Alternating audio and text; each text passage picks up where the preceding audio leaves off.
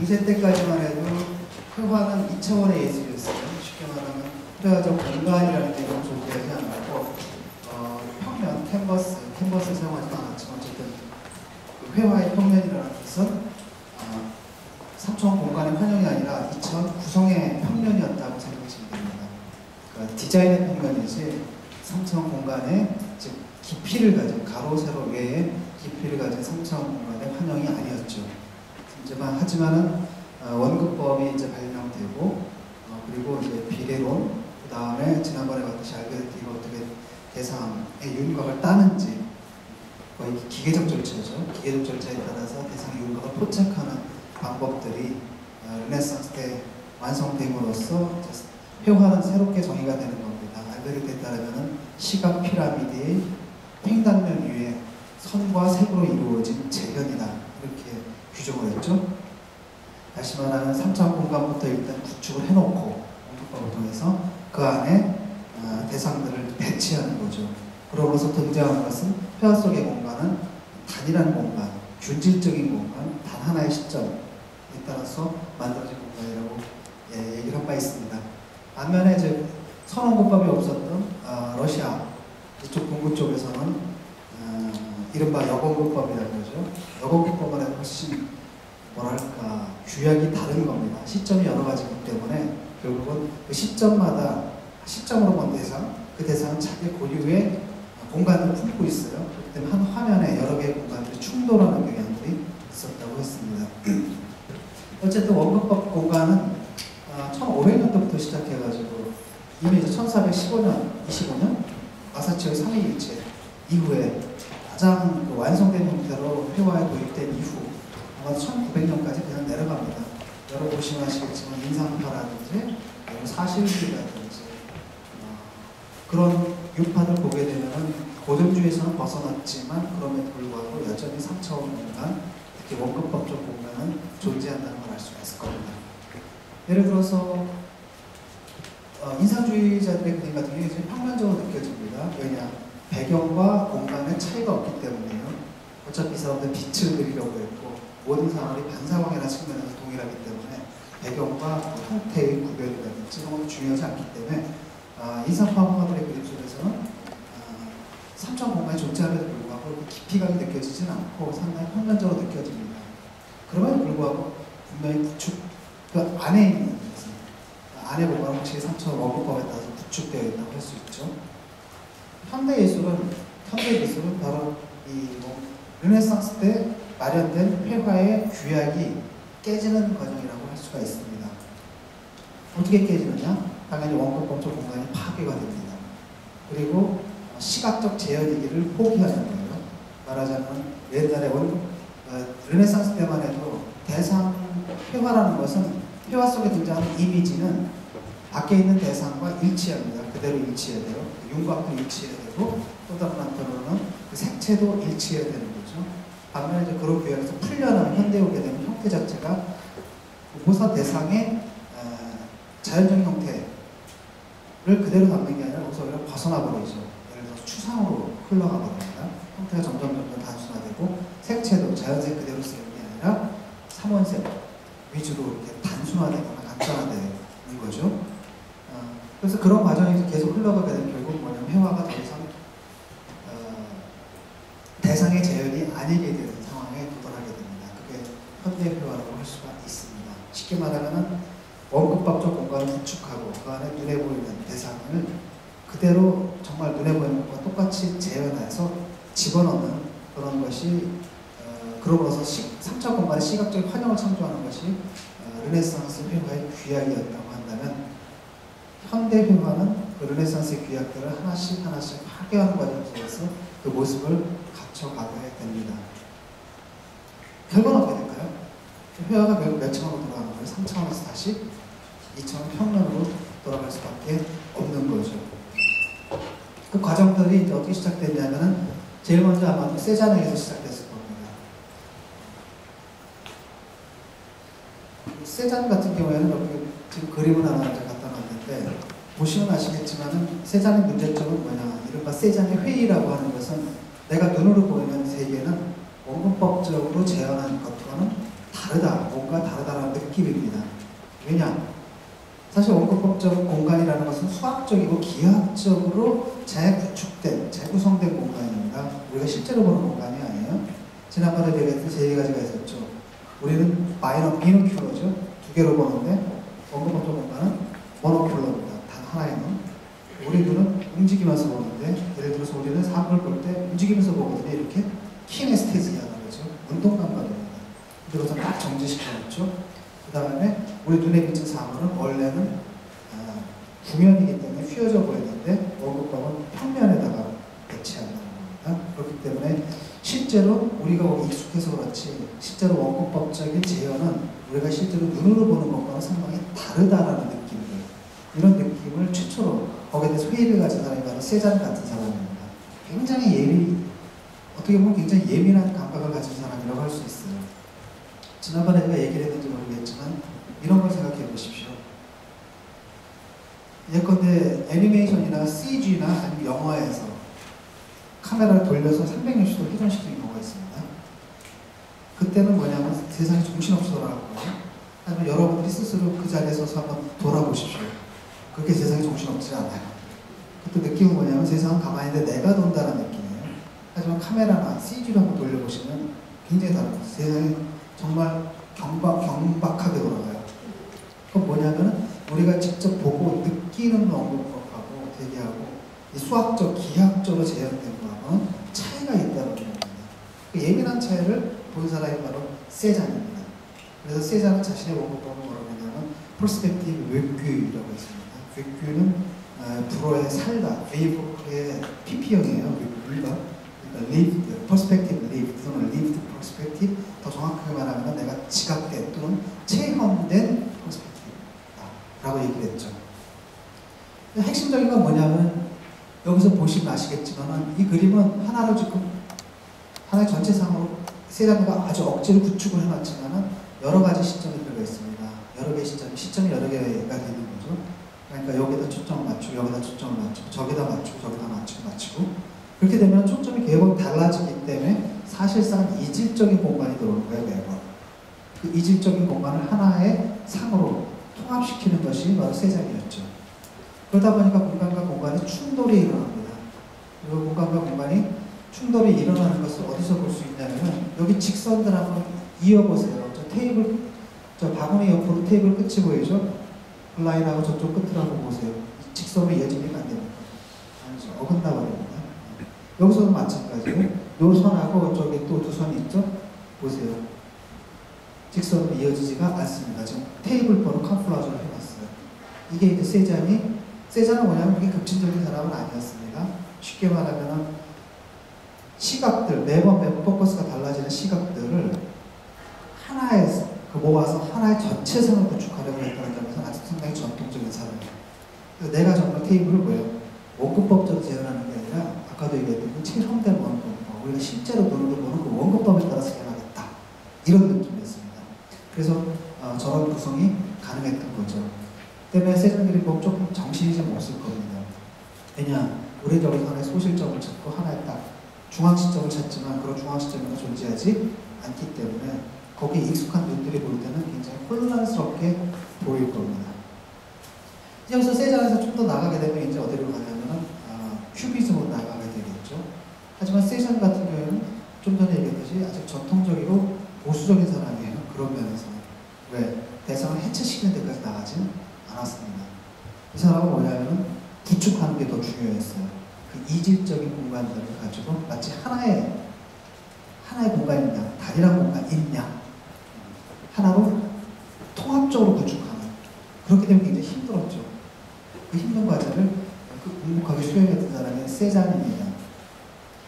여기서 이제 그 목표를 포기해버리는 거죠. 하나로 통합된 전체상을 구성하겠다는 목표를 확 포기해버릴 경우에는 어떻게 되냐면 그 시점과 시점들이 어떻게 되냐면 모아서 하나의 전체상을 이루지를 못하게 되는 거예요. 파편화되는 거죠. 그렇게 파편화돼가지고 나가는 것. 그게 바로 큐비즘 운동이라고 할 수가 있습니다. 흔히 말하는 큐비즘이라는 것은 우리가 입체파 그러는데 거기에서 큐비즘이 그렇기 때문에 3차원 뭐 어쩌고저쩌고 2차원, 3차원 이런 차원의 큐브라는 뜻이 아닙니다. 그래서 큐브라는 것이 원래 뜻은 뭐냐면 오히려 추상과 관련이 있어요. 피카소하고 브라크가 처음에 이제 그 대상들을 그렸을 때 대상들 형태를 단순화했더니 집들이 다 뭐처럼 보이냐면 주사위처럼 보이는 겁니다. 큐브처럼 보여요. 경멸적으로 쟤네들은 모든 대상을 큐브로 만들어버린다. 좀 육면체로 만들어버린다라는 경멸적인 이름이지 그 안에 예컨대 입체주의는 시점이 하나고 뭐 여러 가지 다 입체적으로 본 것을 하나로 종합했다 이런 의미가 있었던 건 아닙니다. 거기서 큐비즘이라는 건 원래 그냥 대상을 처리하는 방식, 쉽게 말하면 대상들을 단순화하다 보니까 그러다 보니까 집과 같은 것들이 큐브처럼 보인다는 거기서 이제 유래한 겁니다. 그래서 일종의 욕설이죠. 쟤네들 큐브처럼 보이는 모든 대상들을 육면체로 만들어버리는 애들 이런 것을 그 안에 뭐 2차원과 3차원 공간의 모순이라든지 이런 거 우리가 흔히 알고 있는 큐비즘의 본질이라고 알고 있는 그 부분에 대한 언급은 들어있지 않습니다. 우리는. 보시죠. 그 다음에 어떻게 넘어가야 되나? 이게 이제 최초의 그 큐비스트적인 작품이라고 할 수 있는 것이고 여기서 보게 되면은 저 면들 보세요. 면들 같은 것들 이렇게 무슨 뭐랄까 사람들의 프로필이나 전면들을 모아놓은 듯한 느낌입니다. 어떤 거냐면 이렇게 사람이 있으면 여기를 보고 뭐 전면을 보고 파셋이라든가 면 그런 느낌이 들 겁니다. 특히 이제 요 가운데 있는 여자 보게 되면은 옆에서 보는 얼굴과 앞에서 보는 얼굴이 같이 가 있고 사실 여기서 그런 특성이 전면적으로 나타났다기보다는 오히려 이제 아프리카 조각의 영향이 아프리카 마스크 조각의 영향 같은 것들이 좀 더 보이는데 여기서 조금만 더 나가게 되면은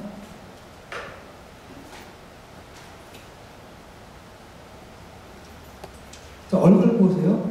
얼굴 보게 되면 이제 옆에서 본 것하고 오히려 전면에서 본 것들을 결합을 시켜놨죠. 이런 거라든지. 하지만은 진짜 그 입체주의가 전면에 달하는 건 이런 겁니다. 사실 이거예요. 그러니까 입체주의도 두 단계를 거치죠. 분석적 단계와 그 다음에 이제 종합적 단계를 거치는데 이 분석적 입체주의야말로 아마도 입체주의에 제가 볼 때는 극한이 아닌가 생각됩니다. 보시면 아시겠지만 이게 파편화되어 있어요. 모든 대상들이 파편화돼서 저 안에 지금 대상이 있는데 아마 여러분 못 알아보실 겁니다. 완전히 해체되어 있죠. 각각의 개별 시점들이 하나로 통합하겠다는 의지 없이 그냥 바로 평면에 배치를 시켜버린 겁니다. 사실 저 안에도 주제가 있고 제재가 있는데 우리의 눈에 딱 볼 때는 뭐가 하나도 보이지 않는다는 겁니다. 저기서 우리가 보는 3차원 공간의 환영이 아니라 어떤 거냐면 2차원의 평면에 이상한 기호들이 그냥 배치되어 있다, 배열되어 있다는 느낌을 받을 겁니다. 그래서 깊이가 안 보이죠? 깊이가 안 보이고 그러다 보니까 원래 휘화라는 것은 르네상스 휘화는 3차원 공간의 환영이었는데 가로, 세로 외에 또 하나의 축이 있었죠. 깊이의 축이 있었는데 그 깊이의 축이 사라져버린 다시 이제 가로, 세로의 느낌이 있을 겁니다. 근데 이제 이쯤 되면 사실 피카소만 해도 상당히 이렇게 보수적인 사람이에요. 여기서쯤 되니까 아주 아니다 싶은 겁니다. 아니다 싶으니까 피카소는 오히려 이제 20년대쯤에 되면은 옛날에 구상으로 되돌아가 버려요. 특히 20년대 피카소만이 아니라 모든 사람들이 아펠라로 질서로의 회귀라거나 그런 현상들이 일어나는데 다시 과거로 돌아가 버립니다. 피카소는 아무리 추상적이다 하더라도 여러분 피카소 그림 속에서 항상 제재, 아이덴티파이 할 수 있는 제재가 있어요. 소녀들, 아니면 책상이든, 아니면 뭐든. 아마 피카소가 가장 멀리 간 게 이 분석적 입체주의 단계였다고 할 수가 있습니다. 이쯤 보면 뭐 거의 알아볼 수 있는 대상이 다 사라져버리고 이가 과연 재현이라고 할 수 있느냐. 3차원 공간의 재현은 더더욱 아니고 보세요. 공간 안 보이죠? 평면만 보이나? 그 다음 3차원 대상의 재현이라고 할 수 있느냐. 안 보입니다. 그렇죠? 다 파편화되어 있기 때문에 거의 해체가 되어 있는 상태라고 할 수 있습니다. 그래서 좀 더 나가게 되면 이제 뭐 큐비즘이 굉장히 많은 화가들한테 이제 영감을 줬죠. 많은 화가들이 영감을 줬고 피카소하고 브라크만 해도 끝까지 재현을 떠나지는 않았습니다. 항상 아이덴티파이 할 수 있는 제재와 대상들이 있어요. 하지만 여기서 좀 아이디어를 받는 겁니다. 만약에 회화가 이렇게까지 간다면 완전히 새로운 회화가 나올 수 있는 겁니다. 이제까지 우리는 회화는 되게 그리다라는 동사는 타동사잖아요. 목적어가 있으면 무엇을 그린다는데 이쯤 되면 타동사 있어요 없어요? 목적어가. 목적어가 없습니다. 그림은 있는데 목적어가 없는 거예요. 그럴 경우에 어떤 상태가 벌어지게 되냐면 일종의 메타 회화가 되거든요.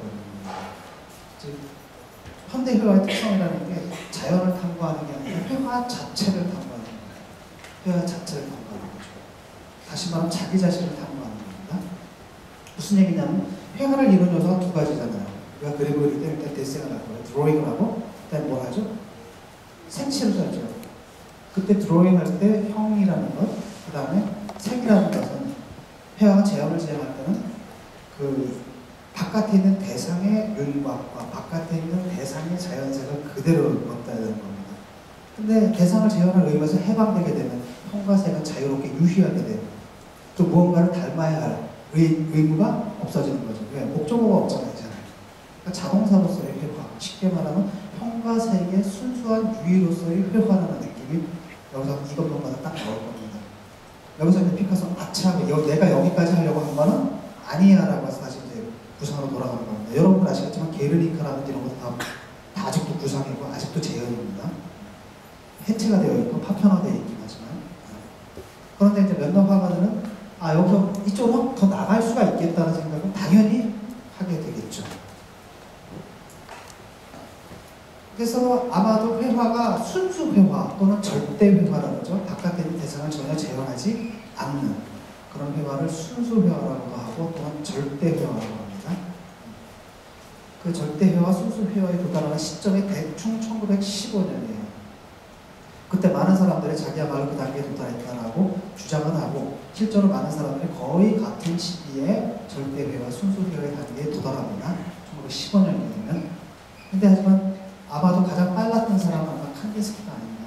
대충 칸디스키 작품이고 이건 조금 후기 작품이긴 한데 여기 보시면 아시겠지만 여기 나타난 형이라는 것은 바깥에 있는 대상을 하나도 담지 않았습니다. 그냥 자율적인 형태예요. 다른 것을 닮을 필요 없이 다른 바깥에 있는 자연 사물들 있잖아요. 인간이든 풍경이든 아니면 정물이든 아니면 인물이든 풍속이든 그것도 뭐 담지 않고 그 자체의 형태입니다. 그 밖에 또 다른 한편으로 색채도 마찬가지라는 거죠. 색채도 바깥에 있는 자연 대상의 색을 본다는 게 아니라 그냥 자기 자신의 삶을 누리게 되는 겁니다. 이 경우 회화가 뭘 닮아갈까요?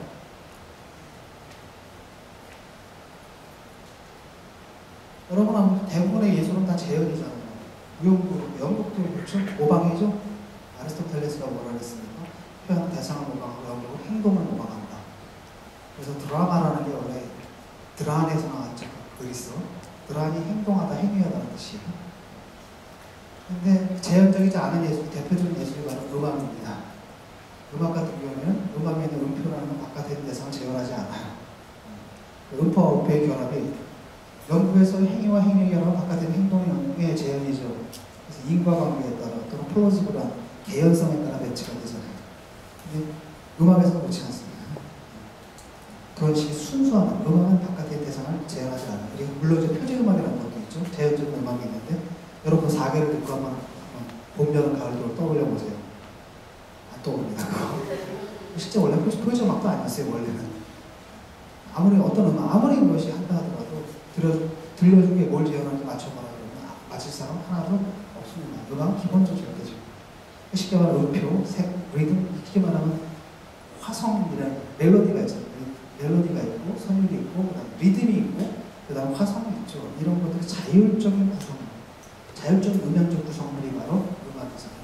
그러니까 칸데스키 같은 사람 실제로 공감관계 있었던 사람이에요.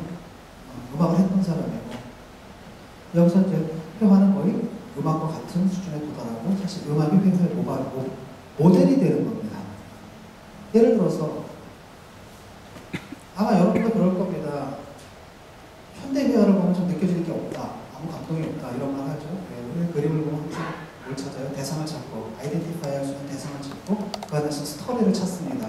그 다음에 그 스토리가 어떻게 묘사되는지 그런 거에 이제 감동을 받는단 말이에요. 근데 저런 걸 딱 보고 뭐야? 이런 라고 했을 때 저걸 무슨 감동을 줄 수 있느냐라고 했는데 칸데스키에게 확신을 갖습니다. 왜? 저걸로 충분히 감동을 줄 수 있어요. 예를 들어서 음악가들은 그렇게 하고 있잖아요, 실제로. 단순한 음의 높이, 높낮이의 관계를, 그다음에 단순한 음과 음의 그 시간적인 인터벌이잖아요. 이걸 이용해서도 음악만큼 사람을 감동시키는 게 어디 있습니까? 그런 감동 회화도 줄 수 있다라고 해서 이 사람은 이제 회화 자체가 거대한 교향곡, 그런데 뭐 후가 구조라든지 비유했던 사람입니다. 여기서 보면 이제 이게 순수 회화고 절대 회화고, 여기서 3.5만 있어요, 없어요? 3.5만 없어지고 2차원 구성의 평면으로 돌아간 거고, 그 안에서 혐언과 색은 그 어떤 것을 닮아야 의미에서 벗어나서 자기 자유자재로 유의를 하고 있는 겁니다. 그래서 여기서 이제 회화가 순수 회화가 된 거예요. 순수 회화가 된 거죠. 또 한 사람을 듣다면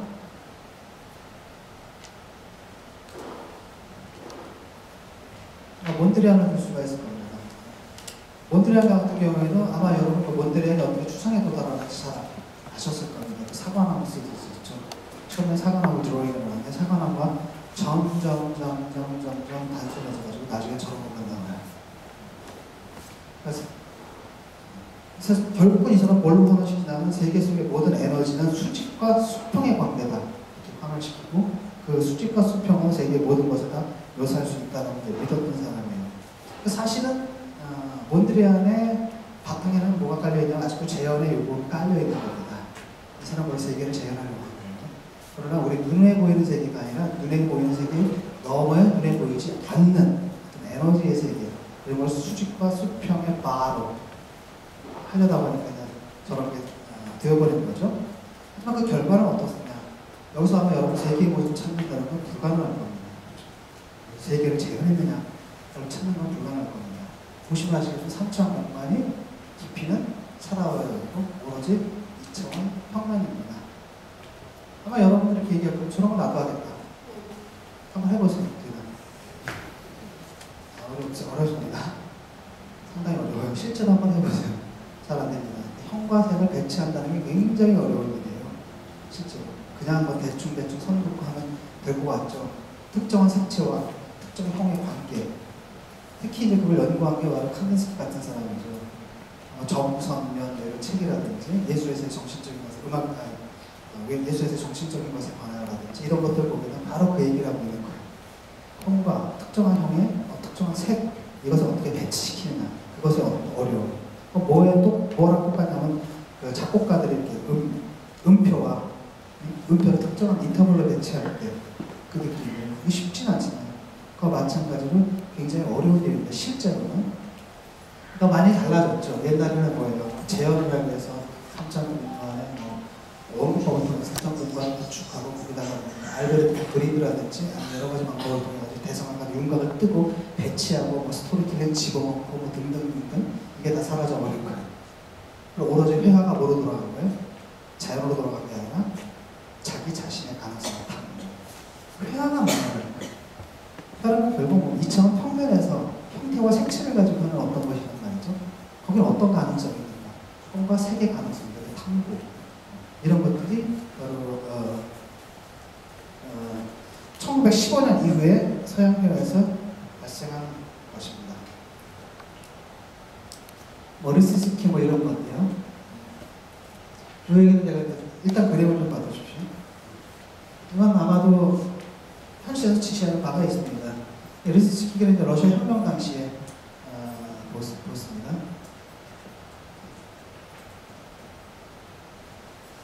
이게 멜르이라고 되어 있는데 밑에 이게 멜레이라는 게 이제 멜라야 저기죠 흰색이라는 뜻이고 여기 빨간색 밑에 트러슬리 이렇게 되어 있잖아요. 빨간색이라는 뜻입니다. 그 다음에 크리논이라고 되어 있는 건 아마 쇠기라는 것 같아요. 그 다음에 오해는 이제 도급격으로 되어 있습니다. 그러니까 이 쇠기로 하얀 동그라미를 쳐라 이런 뜻인데 무슨 뜻이냐면 당시 러시아가 내전 상태였잖아요. 백군과 적군의 싸움인데 그게 이런 식으로 이렇게 들어가야 되는 겁니다. 이건 그냥 기억을 해서 나중에 제가 다시 언급하게 될 겁니다. 특정한 맥락이 있습니다. 자, 좀 전까지 얘기했던 게 이제 2차 대전의 상황이에요. 2차 대전 이전의 상황입니다. 사실은 유럽에서 유럽 모델리즘 1904년부터 큐비스트 운동이 일어나기 시작해서 1915년에 이제 순수 회화 단계에 들어가고, 그래서 사실은 예컨대 말레이비제 검은사계 공항이 1914년 아마 그때쯤 나올 거예요. 다각형만 하나 달라붙는 거라든지 그런 큐비즘의 전통들을 계속 이어나가는 게 누구냐? 잭슨 폴록이라는 사람입니다. 2차 대전 이후에는 세계 미술의 중심이 이제 파리에서 어디로 옮겨져요? 뉴욕으로 옮겨집니다. 왜 그러냐면 그 사이에 유럽에서 모더니즘 운동이 끝나죠. 그 생명량이 다 하기도 했지만 1934년부터 이제 나치가 집권하기 시작하거든요. 유럽이 전화로 빠지게 되면서 수많은 사람들이 다 미국으로 망명을 간다든지 이렇게 가버립니다. 미국은 굉장히 좋았죠. 2차 대전 내내 자국 영토에 포탄 한 번 안 떨어지고 유럽의 수많은 지식인들이나 천재들이 다 쉴 곳을 찾아가지고 다 망명을 가버렸거든요. 그러니까 문화적으로 거의 뭐 아주 풍성해진 거죠. 2차 대전 이후에는 어떤 상황이 됐냐면 일단 유럽을 파시즘의 위기에서 구한 게 누구냐? 미국이었잖아요. 2차 대전 이후에는 또 냉전이 또 됩니다. 그때는 공산주의의 위협이죠. 그때 또 유럽을 공산주의 위협에서 지켜준 게 또한 미국이었고, 그 다음에 전쟁으로 이제 유럽이 파탄이 나버렸잖아요. 마샬 플랜, 그래가지고 유럽 얘기죠. 경제적으로 지원했던 게 또한 미국이었다는 거예요. 그러니까 미국의 군사적 영향력과 정치적인 영향력과 그 다음에 경제적인 영향력, 그건 당연히 어디로 옮겨지냐면 문화적 영향력으로 옮겨질 수밖에 없습니다. 그러니까 2차 대전 이전까지만 해도 미국의 미술사라는 게 거의 없습니다. 미국 2차 대전 이전에 미국 미술가 멀리 떠올려보세요. 한 사람도 안 떠올리거든요. 더 있다 하더라도 사실 유럽 수준에서 볼 때는 상당히 뒤떨어진 구상 단계의 부분이었습니다. 그런 거였습니다. 2차 대전 이후에는 완전히 상황이 달라지는 거죠. 이 사람들이 갑자기 튀어오르고, 그럼 왜 그러냐면은 사실은 클레멘트 그린버그는 탁월한 비평가가 있기도 했지만 솔직히 까놓고 얘기해서 이 당시에 1940년경에 이미 미국 회화가 유럽 회화를 넘어서기 시작합니다. 미학적인 지대 측면에서 이미. 그리고 미국 내에서도 이제 어떤 자의식이 생기냐면 미국적인 미술을 해야겠다는 자의식이 생기는 겁니다. 이제까지는 문화적으로는 적어도 유럽의 식민지였거든요. 유럽의 식민지고 항상 중거점을 유럽에다 뒀는데 이제 자기들 자부심이 생기는 거죠. 그래서 어메리칸 페인팅이라는 걸 굉장히 강조하기 시작합니다. 그때 클레멘트 그린버그가 전략을 세우죠. 전략을 세운 게 뭐였냐? 바로 유럽의 그 전통, 모더니즘의 전통의 적자가 바로 누구냐면 우리다라는 거예요. 대표적인 사람이 바로 누구냐? 잭슨 폴록이라는 거죠.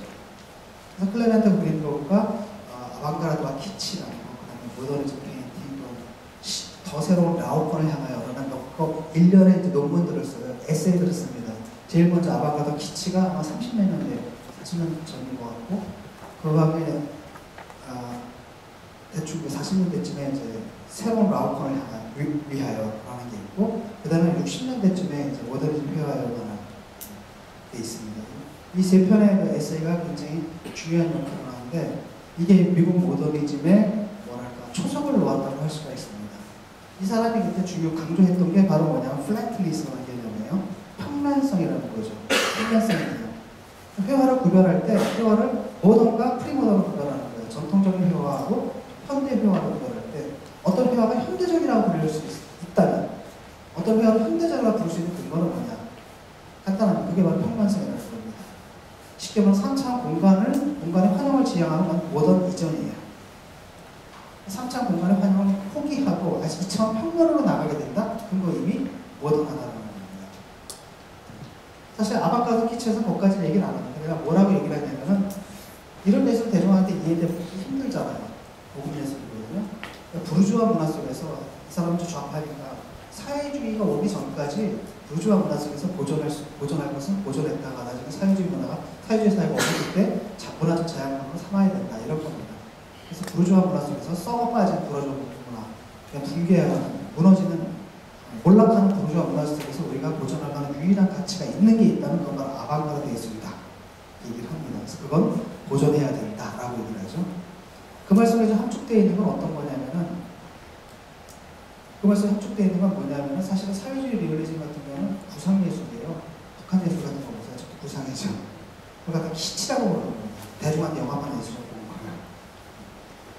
쉽게 말하면 뭐 그렇죠. 사회주의 사회주의 리얼리즘이라는 건 뭐냐면 대중한테 예술을 갖다 주는 거고 예술을 대중 선동의 도구로 사용하다 보니까 저런 거 가지고 선동이 될 수가 없어요. 그러니까 당연히 대중한테 익숙한 예술 언어로 돌아가다 보니까 모던이 아니라 모던 이전으로 돌아가는 거예요. 그렇기 때문에 이 사람이 이런 얘기를 했을 때는 이게 이제 신주학파적인 미학적 강령이라고 할 수 있죠. 실제로 트로츠키주의자입니다, 이 사람은. 소련은 그 당시에 누가 잡고 있었는데 스탈린 잡고 있었고 그 사람은 트로츠키주의자예요. 그렇게 얘기를 한 거고 오히려 그 당시에 그 미국의 좌파 예술들은 리얼리즘 예술이었어요. 그게 아니라 그걸 다 키치라고 하면서 이걸 보존해야 된다고 얘기를 한 겁니다. 이것이야말로 부르주아 문화에서 유일하게 보존할 수 있는 것이다. 그 다음에 새로운 라우컨에서 그 얘기, 퍼포먼스 얘기를 합니다. 라우컨이라는 책이 뭐예요? 레슨이 썼던 책이고 거기서 얘기했던 게 모든 매체는 자기 매체 고유성으로 돌아가야 된다는 얘기예요. 예술은 뭐예요? 매체가 다르다. 매체성 각자 고유의 매체성을 갖고 있다는 겁니다. 음악이라는 것은 시간 예술이고 문학이라는 것도 시간 예술이고 반면에 회화와 조각은 무슨 예술이에요? 공간 예술이고 연극은 시공간 예술이고 이런 거잖아요. 자기 고유의 매체성을 의식해야 된다. 뭐 이런 얘기입니다. 그걸 받아들여서 이 사람이 얘기를 하는 거예요. 회화도 마찬가지다. 회화도 더 이상 다른 매체를 흉내내는 게 아니라 자기 매체의 고유성으로 돌아가야 된다. 그게 바로 모던한 태도다. 라고 얘기를 해요. 어떤 의미에서냐. 3차 공간이라는 건 사실은 회화라는 건 2차원 예술이잖아요. 매체성 자체가. 그런데 그걸 3차 공간을 묘사한다는 건 왜 그러냐는 거예요. 잘못했다는 겁니다. 회화는 조각이 아니에요. 조각은 그 자체가 매체원 예술이에요. 3차원 예술이죠. 조각은 3차원 예술인데 회화와의 조각은 아니야. 그 다음에 회화는 건축이 아니라는 거예요. 3차원 예술을 3차원 공간을 갖다 재현하거나 아니면 3차원 공간을 주제로 하려면 3차원 매체를 사용하라는 겁니다. 조각도 있고 건축도 있는데 왜 회화로 돌아가야 되는가? 매체, 자기 매체로 돌아가야 되는 게 바로 모더니티의 특성이다. 그러면서 아주 엉뚱하게 이 사람은 칸트 얘기를 해요. 무슨 얘기냐 이런 겁니다. 현대 철학은 뭐냐? 철학에서 현대성, 모더니티라는 건 뭐냐? 그런 거예요. 이전까지 철학은 이성을 가지고 자연을 탐구하려고 했죠. 근데 모더니티는 이성을 가지고 자연을 탐구하기 이전에 이성부터 점검한다는 겁니다. 예를 들어서 칸트의 삼비판서를 생각해 보세요. 대표적인 저서가 뭐예요? 순수 이성 비판이죠. 그때 뭘 비판해요? 이성을 비판하는 겁니다. 뭘 가지고? 당연히 이성을 가지고. 그게 바로 모던의 특성이라는 겁니다. 자연을 탐구하기 이전에 그러니까 매체인 인간의 의식, 인간의 정신부터 탐구하는 태도, 그 태도가 바로 모던한 거다라는 거죠. 회화에서 매체 마찬가지라는 겁니다. 옛날에 르네상스 화가들은 이 매체를 가지고 뭘 탐구했냐면 자연을 탐구하려고 했던 거죠. 자연의 모방이었던 거죠. 하지만 회화에서 모더니티라는 것은 자연을 탐구하기 이전에 어디로 돌아가는 겁니까? 매체 자체로 돌아가는 겁니다. 2차원 평면으로. 그렇기 때문에 그게 모더니티라고 할 수 있는 거죠. 그렇게 2차원 평면으로 돌아가는 운동은 어디서 시작됐느냐? 좀 전에 얘기했듯이 세잔에서 시작됐죠. 세잔에서 시작됐고 이미 그 이전에 인상파서부터 그런 경향이 있습니다. 평면화의 경향들이. 그 다음에 대표적인 세잔이고 결정적인 게 바로 피카소라는 거죠. 피카소. 그 다음 단계가 누구냐? 그게 바로 잭슨 폴럽이고 우리가 미국의 추상 표현주의 운동이다. 이게 바로 뭡니까? 이 사람의 전략이에요. 그러니까 졸제보가 된 거예요. 잭슨 폴럽이 피카소의 후계자가 되버린 거죠. 그럼 어떤 의미에서 발전이냐는 거죠? 좀 전에 보십시오. 이런 것들 딱 보게 되면 아마 여러분들 여기서 그 대상과 배경 사이에 아직도 관계가 남아있어요. 예를 들어서 쇠기가 더 크다 그러면 답답해 보이겠죠. 저 원이 더 작다 그러면 뭔가 허전해 보이겠죠. 쉽게 말하면 그 안에 대상과 이 프레임 사이에 관계가 있습니다. 그걸 관계주의라고 해요. 릴레이셔널리즘이라고 하거든요. 이런 것들은 아직도 재현회화의 흔적이라는 겁니다. 재현회화의 흔적이라는 거예요. 앞에 것도 마찬가지입니다. 앞에 것들도 보게 되면 이런 것들도 보게 되면 이거 대충 한 것 같죠? 아닙니다. 이게 만약에 화면이 더 컸다면 좀 뭡니까? 만약에 저런 상태로 화면이 더 컸다고 생각해 보세요.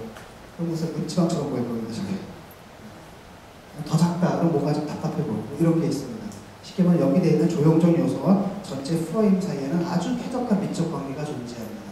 그걸 또 찾아내는 그들의 목적이었고요. 또 릴레이셔널리즘을 관계주의라고 합니다. 요소도 마찬가지죠. 이것도 크기와 배경 사이에 관계가 있다는 겁니다. 그 다음에 여기서 모종의 공간성이 느껴질 거예요. 그렇죠? 허공에 뭔가 이렇게 떠있다는 느낌이 들죠? 허공에 뭔가 떠있다는 느낌이 들고, 두 번째로는 뭐냐면 이것도 마찬가지죠. 이것도 그렇죠. 여기 사실 평면이죠. 평면이지만 모종의 공간성이 있습니다. 쐐기가 무슨 하얀 원을 때리고 할 때 뭔가 3차원 공간 존재하지만 않지 않아 2차원 평면이지만 어떤 공간성의 느낌은 존재합니다. 그런데 잭슨 폴록이 볼 때 이 평면성에서 한 단계 더 나아간 게 바로 그린버그가 볼 때 바로 잭슨 폴록이라는 겁니다. 잭슨 폴록의 그림에서는 쉽게 말하면 관계가 있어요, 없어요? 없습니다. 대상과 형태 관계가 없습니다. 그냥 저런 저상들이 앞으로 뻗어나가도 돼요. 계속 위아래로 뻗어나가도 된다는 겁니다. 훨씬 더 평면적이었다는 거예요. 아까 대상과 프레임의 관계가 있잖아요. 관계가 성립하게 된 그 안에 우리는 모종의 공간성을 느껴요, 이미. 근데 여기서는 그런 공간성이 느껴지지 않는다는 겁니다. 이걸 올 오버라고 해요. 올 오버. 전면합니다. 그러니까 훨씬 더 급진적인 거죠. 말하자면 유럽 회화, 특히 추상표현주의 회화는 아까도 얘기했던 1915년쯤 지나면 유럽 회화에서는 완전히 순수 회화, 절대 회화 단계에 도달하거든요. 하지만 그럼에도 불구하고 관계주의가 있어요. 미학적인 관계주의가 있어서 형태와 프레임 사이의 관계. 이러다 보니까 그 형태와 프레임의 관계 속에서 모종의 공간감이 여전히 살아있었는데 여기서는 오로보로 하게 되면 완전히 그마저도 완전히 사라져버리고 평면화되어 버린다는 겁니다. 솔직히 이 정도 되면 뭐예요? 이 정도 되면 사실 벽지 같은 느낌이죠, 사실. 실제로 이 사람들이 바닥에 깔아놓고 이제 물감 뿌리면서 이렇게 했거든요. 뷰핑이라고 해가지고.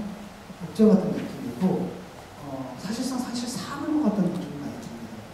예를 들어, 제가 이제 집에 이사가지고 독일에 유학 살면서 집에 이사가면 이렇게 페인트 칠하잖아요. 페인트 칠할 때 밑에다 신문을 깔아놓고 나중에 이렇게 딱 칠하면서 바닥을 보게 되면 드리핑이에요. 이거 그냥 내도 되겠다. 신문을 깔았으면 팝적인 요소도 있고.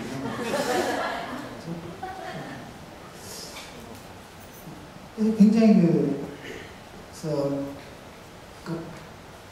그린버그 같은 경우는 바로 그런 점에서 현대 회화가 평면성을 향한 운동이라고 한다면 우리 잭슨 폴록을 필두로 한 미국의 추상 표현주의는 그 평면성을 향한 단계에서 유럽 회화보다는 더 나아가 결정적인 한 걸음을 더 내딛었다. 따라서 우리가 적자다라고까지 이제 얘기를 하게 되는 겁니다. 그 다음에 이제 문제는 뭐였냐면 잭슨 폴록이 이렇게 그림을 그렸단 말이죠. 잭슨 폴록이 이렇게 그림을 그렸는데 문제는 뭐였냐면 잭슨 폴록 1950년대쯤 되면은 이 사람이 갑자기 부상으로 돌아가 버려요. 또다시 부상으로 확 돌아가 버리니까 스트레스 받는 거죠. 스트레스 받는 거예요. 그 밖에도 또 이 사람이 스트레스 받는 거예요. 왜냐면 더 나가야 되는데 그 다음에 이 정도까지 왔는데 여기서 어떻게 더 평면적으로 갈 수 있을까요? 한번 생각해 보세요. 우리가 인상주의부터 세잔 거쳐가지고 큐비즘 거쳐가지고 해서 폴로까지 이 회화가 점점 평면을 지향하는 과정으로 왔는데 모더니즘 회화가 한 단계 더 나가려면 뭐예요? 이거보다 더 평면적이 된다는 얘기잖아요. 어떻게 가능할까요? 그런 이런 상태에서 잭슨 폴록은 뭡니까? 부상으로 확 돌아가버리고 그러다가 이제 술 먹고 자동차 운전하다가 음주운전사고 죽어버리는 겁니다. 그러니까 사실 난감하죠. 그때 이제 클레먼트 그린버그를 살려주는 사람이 한 사람이 있어요. 누구였냐면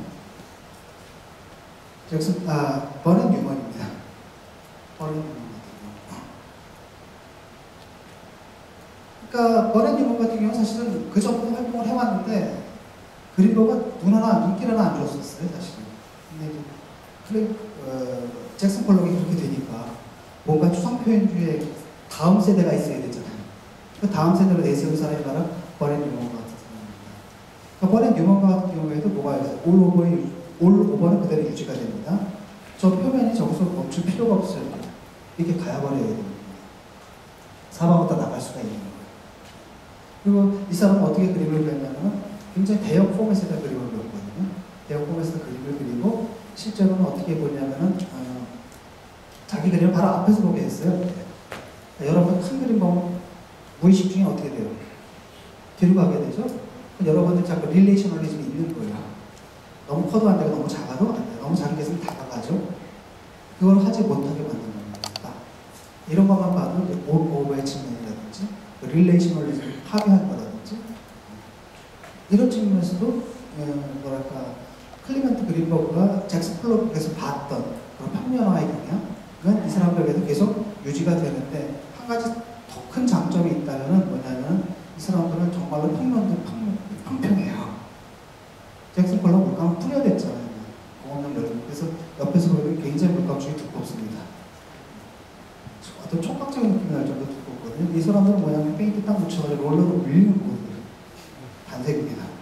이걸 흔히 우리가 뭐냐면 컬러 필드 페인팅이라고 하죠.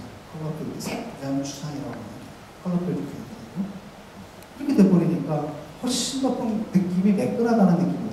훨씬 더 글자 그대로 플랫한 느낌을 주는 거예요. 그래서 이 사람이 클레멘트 그린버그가 아주 본격적으로 잭슨 폴록의 드리핑 페인팅에 이어가지고 컬러 필드 페인팅을 추상 표현주의 후발 주자로 다시 내세우게 되죠. 또 한 사람은 누구냐면 이제 마크 로스코 같은 사람들. 근데 좀 웃기는 게 뭐냐면 이건 사실은 잭슨 폴록 같은 경우나 그 다음에 그 뒤를 잇는 마크 로스코나 뉴먼이나 이 사람들의 작품 세계는 클레멘트 그린버그가 얘기했던 그런 방향과 완전히 일치하는 건 아니거든요. 예를 들어 잭슨 폴록이나 마크 로스코는 자기들이 형식주의자라는 생각을 한 번도 해본 적이 없었어요. 평면성을 지향한다 이런 얘기 한 적 없었습니다. 자기들 목표라고 생각하지 않았어요. 그냥 자기들은 뭔가 종교적인 숭고한 열정, 감정, 감동 이런 것들을 원했다는 겁니다. 실제로 이렇게 여러분 이거 보고 울어요? 근데 실제로 이거 보고 울었다고 그러는 사람들이 나는 이해가 안 되는데 어쨌든 우는 사람이 있었고 그 다음에 바네뉴먼의 그거죠? 누가 빨간 파랑 노랑을 들여와냐 그 그림이 있거든요. 그걸 여러 번 난도질 당했어요. 사람들이 못 참아가지고 난도질 했다고 그러더라고요. 그러니까 뭔가 동작주처럼 우리한테 어떤 자격을 주는 겁니다. 그런 효과를 이 사람들은 오히려 노렸고 늘 강조한 게 우리 형식주의자가 아니다. 평면으로 시작하는 거 아니다. 우리한테 중요한 건 서브젝트 매터다. 그러니까 여기 보면은 제재가 있어요 없어요? 의사 대상이 없죠. 아무것도 없는데도 불구하고 뭐라 하냐면 서브젝트 매터는 옵젝트 매터가 아니다. 대상이 없다고 주제가 없는 것은 아니고 우리는 종교적인 의견과 어떤 감동 이런 것들이 우리 작품의 핵심이다라고 얘기했음에도 불구하고 클레멘트 그린버그는 이 사람들의 작품에서 오로지 자기가 보고 싶은 것만 보는 겁니다. 형식주의적인 요소만 보는 거예요. 그리고 잭슨 폴록 같은 경우에도 아마 두 가지 측면이 있을 거예요. 하나가 뭐냐면 좀 전에 봤듯이 이렇게 작품의 측면이 있고 또 하나는 잭슨 폴록이 그림을 굉장히 장관을 하고 있는 거예요. 굉장히 격렬하죠. 이 부분은 완전히 그린버그한테는 안 중요한 겁니다. 다 빼버리는 거다. 오로지 작품만 보는 거예요. 이건 바로 이제 클레멘트 그린버그가 갖고 있는 클레멘트 그린버그의 형식주의 모더니즘이 갖고 있는 뭐랄까 협소함이라고 할까? 그 협소함들이 그대로 남아있다고 할 수가 있죠. 자, 조금 더 나가보죠. 이거는 사실 쉬지 말고 그냥 끝내버릴까요? 조금 일찍 끝나고. 자, 그 다음에 이 사람들이 끝난 다음에 그래도 적어도 뭡니까? 클레멘트 그린버그는 서사를 갖고 있는 거예요. 모더니즘의 서사를 갖고 있는 겁니다. 3천 공간을 파괴하고 2천 평면으로 나가는 끝없는 운동, 이노베이션 이렇게 얘기를 하고 있는데 자, 컬러 필드 페인팅까지 갔죠. 그 다음에는 어디로 나가느냐의 문제가 있습니다. 그 다음에 또 어디로 나가느냐. 난감하죠, 여러분. 그러니까 매번 그때 그런 과제를 갖다 해결하는 게 작가들의 일이기도 하고 그 다음에 그 서사를 또 이어서 계속 스토리 써나가는 게 평론가들의 일이기도 합니다. 이 사람이 아주 상당히 억지스럽게 그 다음 후발 세대로 내세우는 게 뭐냐면 후기 회화적 추상이라는 걸 내세워요. 후기 회화적 추상. 그래서 회화적이라는 것은 어떤 거냐면 이게 그림 물감이 덕지덕지 붙어있는 느낌 있잖아요. 그걸 갖다 회화적이라고 해요. 근데 그 전까지만 해도 어떻습니까? 잭슨 폴록 그리고 굉장히 회화적이죠. 그림들이 덕지덕지 물감들이. 그런데 버네 뉴먼만 해도 어땠어요? 별로 회화적이지 않죠. 왜? 밀었잖아요. 롤러를 밀고 간판 같은 느낌이거든요. 이거는요. 훨씬 더 간판 같죠? 이런 것들.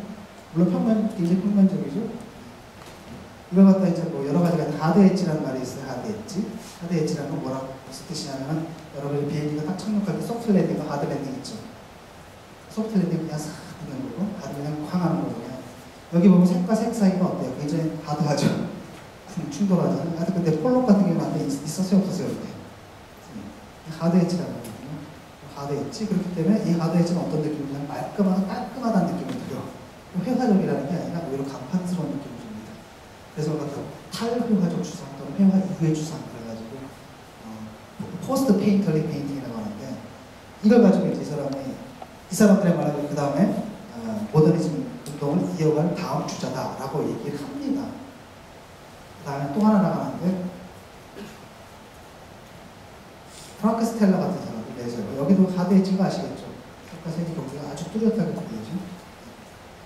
근데 문제는 뭐냐면 이제부터 이제 회화가 서서히 모더니즘 회화가 끝나는 거예요. 사실은 추상으로 나가는 모더니즘 회화는 제가 볼 때 1915년에 사실 끝난 거거든요. 말렌즈가 거기서 그랬을 때 회화가 더 이상 할 일이 없었던 겁니다.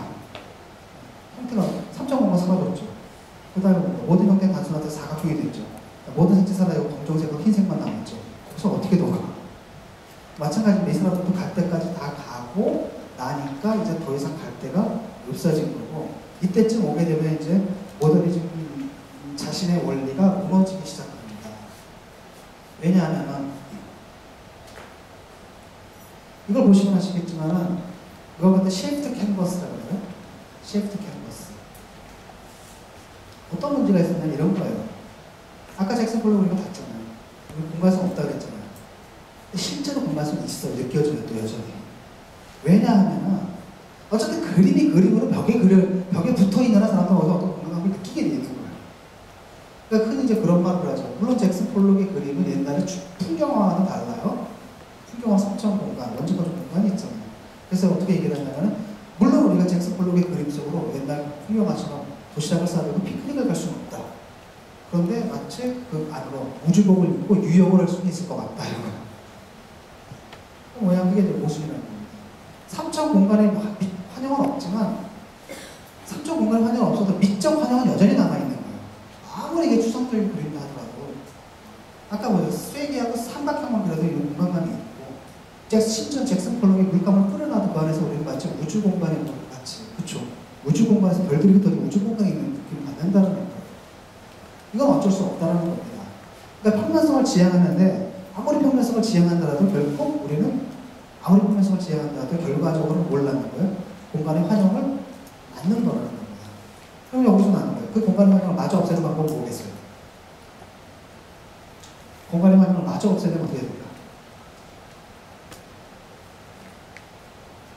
공간의 환영을 마저 없애야 돼요. 어떻게 될까요? 이렇게 하면 겁니다. 무슨 얘기냐면 쉐이프드 캔버스라고 하거든요. 캔버스 안에 있는 형태 있잖아요. 형태 모양대로 잘라낸 겁니다. 지금. 그럼 형태하고 배경 사이에 충돌이 있어요 없어요? 그 관계가 없죠. 이건 사실은 뭐에 가까우냐면 작품이라 여기 테두리 친 거는 그 프레임이 아니에요. 요거 이제 조 모양 있죠, 조 모양. 모양이 이제 캔버스가 모양 자체가 저렇게 돼 있습니다. 캔버스 모양이 딱 맞아. 쉐이프드 캔버스가 딱 돼버리면은 이건 어떤 느낌이냐면은 그 미적인 대상이라기보다는 그러니까 미적인 환영이라기보다는 그 자체가 하나의 사물이 되어버려요. 하나의 사물처럼 되어버려요. 아까도 이렇게 아무리 저런 추상적인 대상이다 하더라도 프레임 안에 갖다 넣으면 우리 벌써 공간감을 느끼는 거예요. 그러니까 뭐 해야 돼요? 잘라버리는 겁니다. 프레임을 여기에 맞춰서 딱 해버리는 거예요. 그러니까 프랭크 스텔라가 이렇게 된 거죠. 바로 이 작품에서 이제 프랭크 스텔라는 어디로 넘어가냐면 탈회화적 추상에서 어디로 넘어가냐면 이른바 미니멀리즘으로 넘어가는 거예요. 회화가 아니래요. 회화가 삼천 공간의 환영을 완전히 떨쳐버리려면 어떻게 되느냐? 회화가 더 이상 회화여서는 안 되는 겁니다. 네. 그림이 그림으로 벽에 걸려있는 하나는 환영이 있어요. 네. 어떻게 되느냐? 아예 사물이 되어야 된다는 겁니다. 그래서 미니멀리스트들 같은 경우에는 작품을 만드는데 그걸 사물로 만드는 거예요. 아예. 사물로 그래서 사물은 공간을 환영을 품지 않잖아요. 사물은 사물이잖아요. 그래서 미니멀리즘의 작품, 거기서 이제 더 나가게 되면 바로 미니멀리즘에 도달하게 되는 겁니다. 몇 가지 작품들 좀 더 보죠. 이 칼 안드레의 작품이에요. 깔아놨죠, 돌 같은 거. 소판을 쭉 깔아놨습니다. 저게 작품이에요. 그 다음에 여러분들은 나와서 사물이 되어버린 겁니다. 그래서 미니멀리즘 작품은 조각이라고 생각하기 쉬운데 이 사람들은 사실은 조각이 아니라 회화예요. 회화에 가깝습니다. 더 정확하게 말하면 회화도 아니고 조각도 아닌 거라는 겁니다. 그런 겁니다. 회화가 그러면 나와야 된다. 쉽게 말하면 모순이죠. 3차 공간이 환영이 안 되려면 어디로 나와야 돼요? 실제 공간으로 나와야 되는 거예요. 그래서 사물이 되는 겁니다.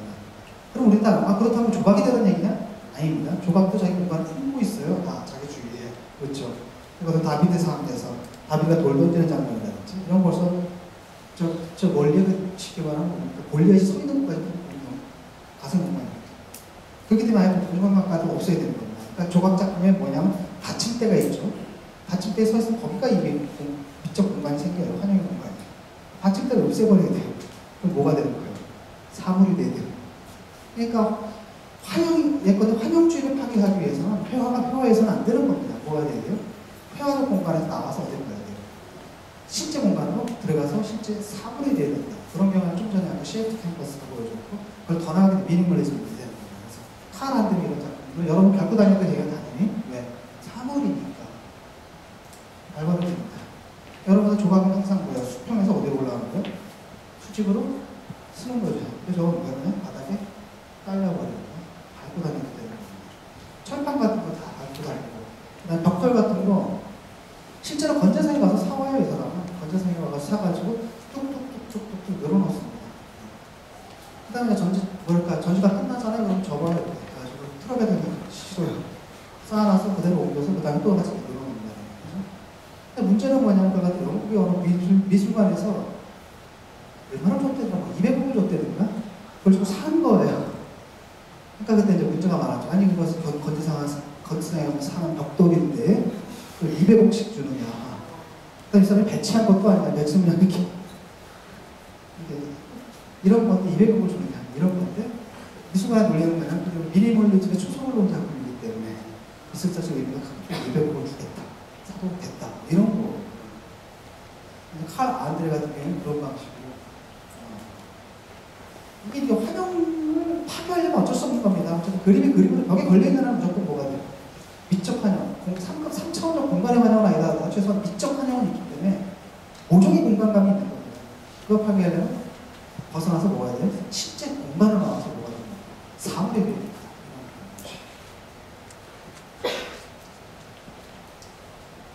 도널드 저드 같은 경우.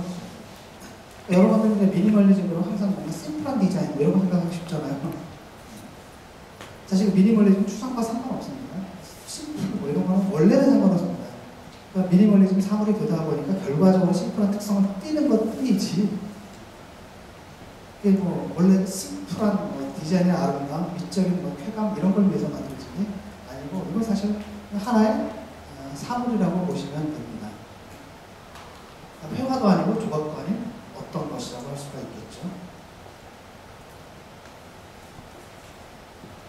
토니 스미스예요. 토니 스미스가 이 작품을 제작할 때 어떻게 했냐면은 철공사에다 전화를 합니다. 이 큐브잖아요. 정확하게 길이가 언제 얼마쯤 되는지 모르겠지만 대충 1m로 가죠. 전화해서 철공사죠. 거기서 철판을 가로 1m, 세로 1m로 잘라서 큐브 모양으로 만들어 놔. 이거를 몇 월 며칠까지 박물관에 있는 미술관에 있는 잔디밭에 배달해 주세요. 이게 작품 활동입니다. 끝. 그렇지. 그러니까 작품이 아니라 뭐예요, 사실? 사물이죠. 그게 실제로 그렇기 때문에 그러니까 여기서 아마 여러분들 그 느낌이 올 겁니다. 이제 예술가들이 자기 장인성을 부정하는 거예요. 장인성을 부정하는 겁니다. 전함을 했을 뿐인데 그래서 갖다 온 거라는 거죠. 이게 이제 하나의 사물로 보면 됩니다. 여러분 가서 만져도 되고 원래는 요즘 진짜로 만지게 해주는지 몰라도 원래 미니멀리스트들의 원래 컨셉이라면 정말 칼 안 되면 갖고 다니면 되고요. 지금도 음악 가서 마음껏 만져도 됩니다. 사물입니다. 그러니까 지금 이게 뭐냐면 결국은 뭐냐, 클레멘트 그린버그가 세운 그 평면성의 원리라는 거 있잖아요. 공간의 환영을 지향해서 절대로 안 된다. 모던하기 위해서는. 그게 상당히 교조적으로 온 겁니다. 교조적으로 받아들여가지고 나중에는 회화가 더 이상 회화가 아닌 지역까지 와서 자기 부정까지 오게 된 거죠.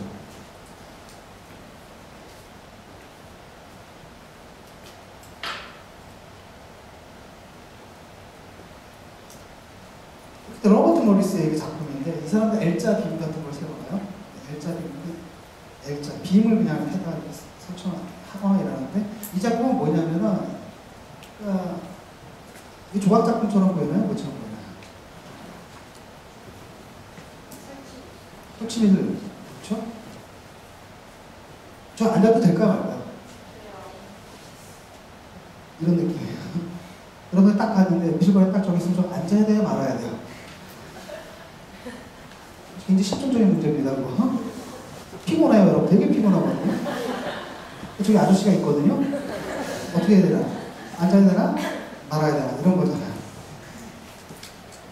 그럼 당연히 앉아도 됩니다. 뭐냐면 이게 실제로 전시대 같은 느낌이에요. 전시할 수 있는 받침대 같은 걸 설치는 거거든요. 그 자체가 작품이에요.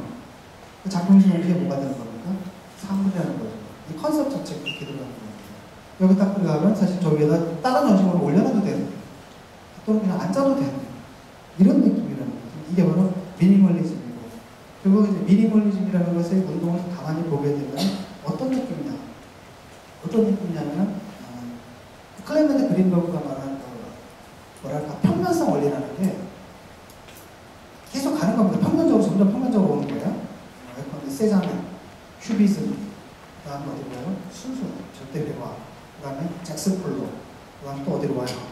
버리 뉴먼, 그 다음에 탈회화적 추상, 쉐프트 캔버스, 그 다음에 미니멀리즘, 이렇게. 그래서 미니멀리즘 오게 되면 이제 회화가 끝나버린 거예요. 역설적인 거죠. 네, 회화는 회화해야 된다라고 했는데, 회화가 뭐예요?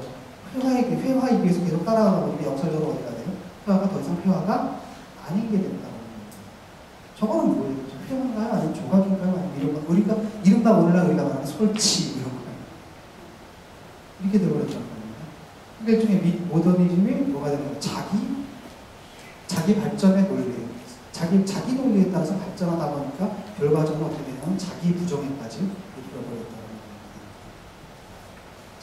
이건 비슷한 경우가 있습니다. 이게 이제 하나의 이제 맥락이 있고요. 또 하나의 맥락이 있습니다. 아까 우리 케네스 놀란트가 뭘 그렸어요? 관역을 그렸죠. 이거는 제스퍼 존스이거든요. 제스퍼 존스가 관역이에요.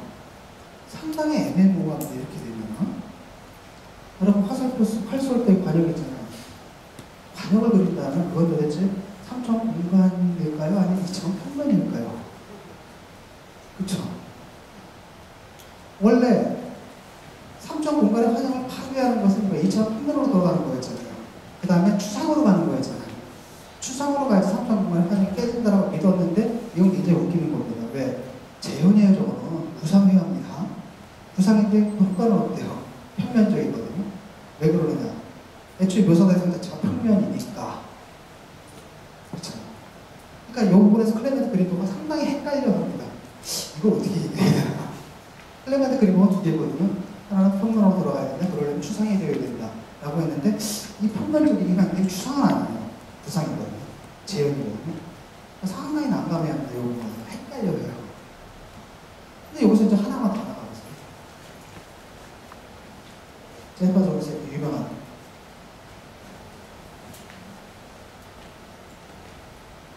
회화는 또 깃발을 그렸거든요. 성적을 그렸거든요. 3점 공간이 있어요, 저기? 공간이 깊게 없죠? 근데 추상은 아니에요. 분명히 대상이에요. 여러분 알아보실 대상이 있습니다. 뭐예요? 성조기가 있단 말이죠. 이걸 어떻게 알아보냐? 그래서 사실 회화가 평면성의 원리를 지키면서도 어디로 나갈 수 있는 거예요? 구상으로 나갈 수 있는 길이 생겨버린 겁니다. 왜? 추상은 동시에 할 때까지 다 했잖아요. 그렇잖아요. 아까 온갖 것 다 했거든요. 뜨거운 추상했죠. 차가운 추상했죠. 다 했죠. 다 했는데 더 이상 갈 데가 없다는 겁니다. 그렇다고 구상으로 들어가는 건 안 돼요. 왜? 그럼 모던이 아니라 뭐야? 프리모던이잖아요. 그러니까 역시 뭐예요? 이 평면성의 원리 지켜야 되는 겁니다. 회화가 여전히 모던하려면. 그렇죠? 평면성의 원리를 지키되 그러면서 저렇게 구상으로 돌아가는 거예요. 거기서 뭐가 나오겠어요? 무슨 아트? 무슨 아트? 당연히 팝아트가 나오는 거죠. 내실에게 한다는 있는 겁니다. 팝아트가 딱 된다는 거예요. 팝아트의 저는 상당히 묘한 거예요. 제스퍼 존스에서 이렇게 나와버리거든요. 제스퍼 존스에서 딱 나와버리는데 보시면 아시겠지만 제스퍼 존스 말고 상당히 아직은 회화적입니다. 두 개를 비교해보세요. 이거하고 이건 어때요? 터치가 있죠 여전히. 이것도 터치가 있죠. 얘는 어때요? 터치 있어요 없어요? 굉장히 익명적이에요. 하나 더 나가면 워홀이 나와버리고. 근데 이 순간에 딱 보니까 이 순간에 딱 뭐냐면 클레멘트 그린버그는 아니에요. 얘는 아닌 거야. 제스퍼 존스까지 돼요. 왜? 제스퍼 존스 여전히 회화를 하고 있잖아. 얘는 뭐냐는 거예요. 이건 회화가 아니라 싱크스크린이거든요. 시끄러워 광고 찌라시 만드는 기법이에요. 이래가지고 이렇게 나와버렸다는 겁니다. 이러니까 잭슨 폴로가 뭔가 클레멘트 그린버그는 얘는 딱 배척해버리는 겁니다. 또 하나는 뭐냐 명백한 뭡니까 부상이거든요. 이렇게. 그래서 제스퍼 존스가 장난을 탕두기 할 때 재밌는 게 있었는데 좀 약간 헷갈리는 재미는 있었는데 예처럼 아예 그냥 글로 가버리면 이건 아니다. 두 가지 다 있어야 됩니다. 하나는 추상이어야 되고 하나는 뭘까? 평면적이어야 됩니다. 이건 구상으로 막 가는 그런 가능성을 여기서 본 거죠. 그래서 딱 잘라버리는 겁니다. 그래서 클레멘트 그린버그가 사실은 클레멘트 그린버그의 그 모더니즘 이론은 1960년대 좀 말쯤 가면 사실은 모더니즘 자체가 사라져버려요. 이미 자기 생명력을 다 잃어버리는 겁니다. 아까 이미 뭐예요? 어디니까 미니멀리즘에서 이미 깨져버린 거잖아요. 회화가 더 이상 회화가 아니게 돼버린 거죠. 거기서 미니멀리즘에서 하나가 더 나가면 뭔 줄 아세요? 이런 겁니다. 우리의 목표는 뭐냐면 작품을 만드는데 그 작품이 사물과 구별되지 않게 만드는 거다. 내가 만드는 작품이 지금 여러분들 안에 앉아있는 공간에 있는 다른 사물들과 구별돼서는 안 된다는 거잖아요. 그럼 다음에 떠오르는 질문은 그럼 뭐하러 만들어? 그럼 뭐하러 만들어? 그런 작품. 그렇죠? 그럼 거기서 나오는 게 개념 미술입니다. 우리는 만들지 않는다는 거예요. 뭐만 갖고? 컨셉만 갖고 하는 거예요. 그렇기 때문에 개념 미술가는 작품을 만들어서 전시에 출품하는 게 아니라 오로지 뭐만 해요? 작품을 기획해서 잡지에 기고하는 거예요. 그렇게 된다는 겁니다. 그것도 사실은 그럼 뭐가 돼요? 뭐가 가깝습니까? 그러니까 개념 미술이라는 건 거기 음악이나 아니면은 뭐랑 비슷해지면 음악이나 아니면 문학이랑 비슷해지는 거예요. 그것도 이미 회화의 자기 부정이 되어버리는 거죠. 또 하나는 바로 좀 전에 나왔듯이 팝의 흐름이라는 거예요. 팝의 흐름이라는 거죠.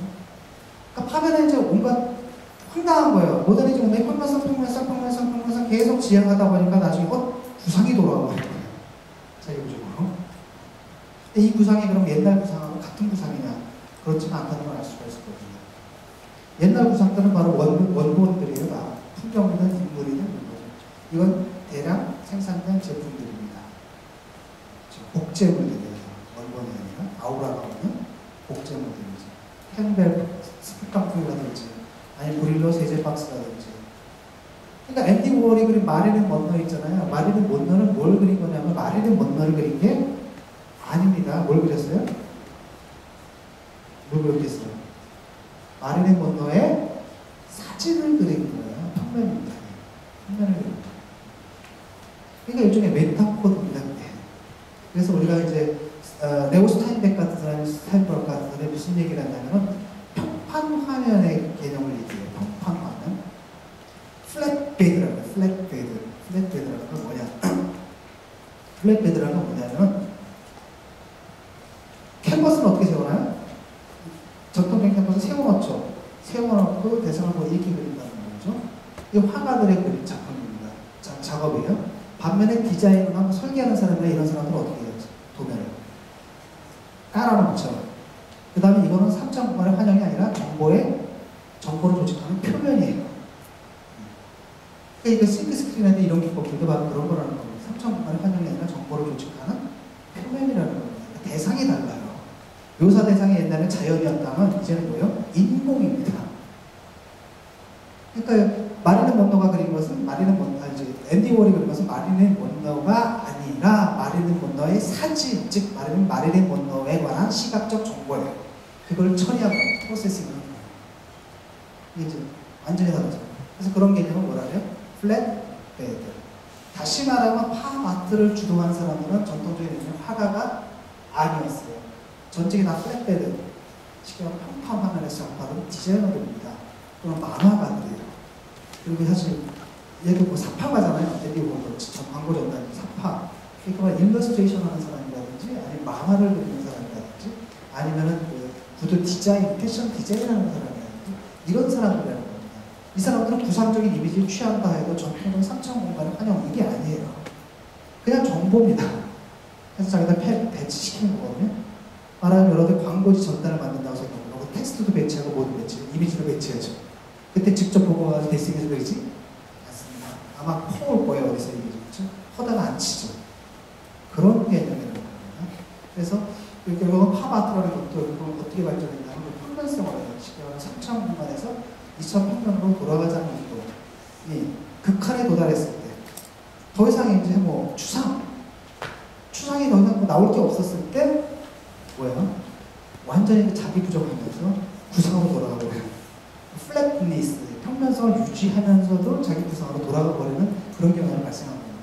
그때 돌아온 구상은 전통적인 회화의 구상이 아니라는 거예요.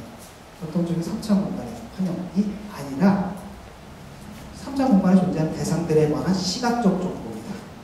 사진, 인쇄물로 된 거를 그러니까 그 자체가 뭐예요? 평면이잖아요. 2차 평면에 대해서 우리가 그렸다는 거죠. 그렇게 되면 사실 구상은 구상이지만 3차 공간의 깊이는 없는 겁니다. 또 하나의 포인트는 뭐냐면 회화의 표면은 굉장히 거칠죠. 질감이 있죠. 질감이 있는데 인쇄물은 어때요? 인쇄물은 어때요? 잡지. 매끈하죠. 훨씬 더 플랫한데 이렇게 되거든요. 그러니까 묘한 자기 구정이거든요. 플랫리스가 가다 보니까 다시 뭐가 돼요? 구상이. 이게 팝아트까지 움직이려고 할 수가 있습니다. 사실 추상에서 더 나가는 길이 있습니다. 이제 매체로 돌아가는 거예요. 형과 색도 아니고 아예 매체로 돌아가는 거예요. 원래는. 이게 이제 누구냐면 예를 들어 앵포르멜 같은 경우, 저 듀뷔페. 추상표현주의 또 다른 축이 바로 유럽에 있는 카운터파트가 앵포르멜이거든요. 아마 여러분들 마티에르란 말 들어봤죠? 마티에르란 말이 뭐예요? 질감이에요. 근데 회화는 뭐예요? 원래 시각적인 거잖아요.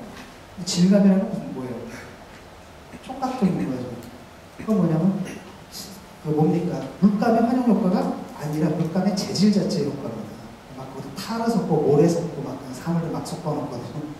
콘크리트 섞고 아스팔트 섞고 이래가지고 발라서 덮자면 마티에르라는 게 있잖아요. 그때는 뭐냐면 아예 물질 자체로 돌아가는 겁니다. 훨씬 더 뭐가 되냐? 쉽게 말하면 물감을 발라서 거기서 빨간색, 파란색, 노란색, 무지개 뭐 이런 거 색깔과 색의 조화가 이런 것보다 더 깊은 차원의 유물러져 있잖아요. 물감 자체, 물질성 자체 여기 주목하게 되면 이제 앵포르멜이고 사실 폴록에서 이미 그런 측면이 등장하죠. 거친 표현 같은 거거든요. 폴록도 섞었습니다 이거죠. 근데 이제 그게 전면적으로 등장한 건 바로 앵포르멜 같은 거죠. 유럽에서. 오케이. 그 다음에 또 다른 흐름이 이제 있습니다.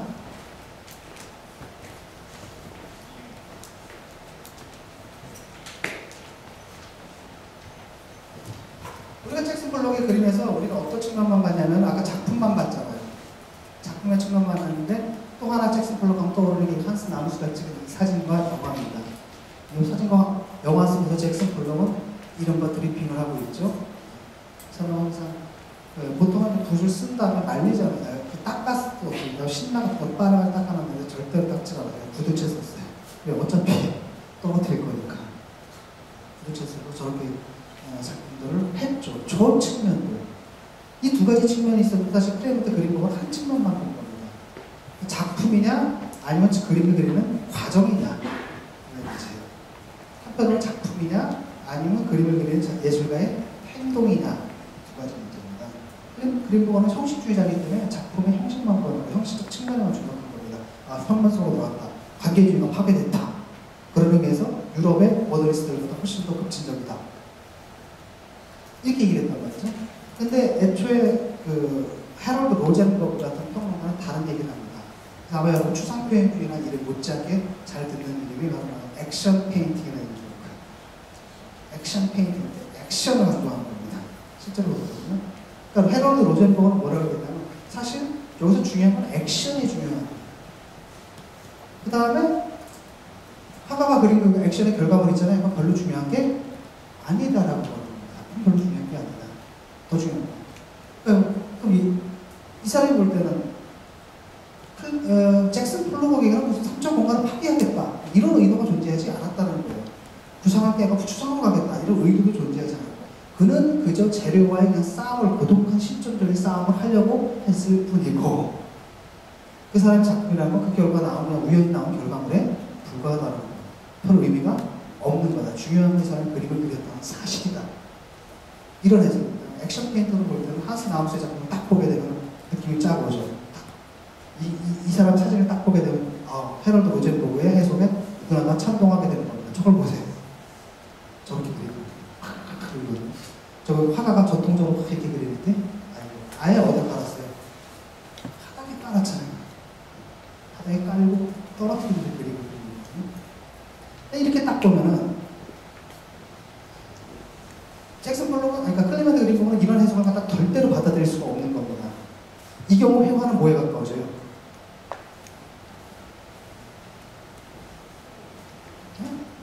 뭐에 가까워져요? 화가가 아니라 뭐예요? 배우죠. 연기잖아요, 지금. 연극성이라는 거예요. 이게 이제 문제가 되는 겁니다. 이건 뭡니까? 이게 회화가 아니라 뭐예요? 연기잖아요. 연극에 가까워진다는 거예요. 그러니까 클레멘트 그린버그는 절대로 이걸 받아들일 수가 없었던 겁니다. 저런 해석을 딱 하고 욕하는 거죠. 그래서 해럴드 로젠버그 씨가 설명하지 못하는 거. 아니, 그 아무짝에도 쓸데없는 임상적인 가치밖에 못 갖는 그 그림이라는 게 왜 수많은 사람들에게 찬탄을 받고 그 높은 가격에 팔리며 그 중에 어떤 것은 좋은 것이며 어떤 것은 실패했다라는 얘기를 듣는가. 그 근거를 얘기하라. 근거를 얘기하지 못한다는 거죠. 근데 이제 로젠버그는 특정한 측면을 본 겁니다. 이거 잭슨 플로그에서 이 두 가지 측면이 다 있는데 작품의 측면과 또 하나는 뭡니까? 이 행동의 측면이 다 있는데 클레멘트 그린버그 하나만 같잖아요. 요 두 분, 허명이 죽은 다음에 요 부분의 나머지 살아있는 겁니다. 여전히. 살아서 어디로 가게 되느냐?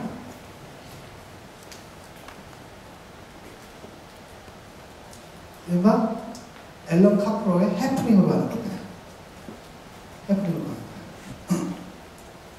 해프닝으로 가는 거예요. 그쯤 되면은 좀 화가는 뭐가 되냐면 사실은 물감을 썼다는 게 우연한 겁니다. 행동이 더 중요하잖아요.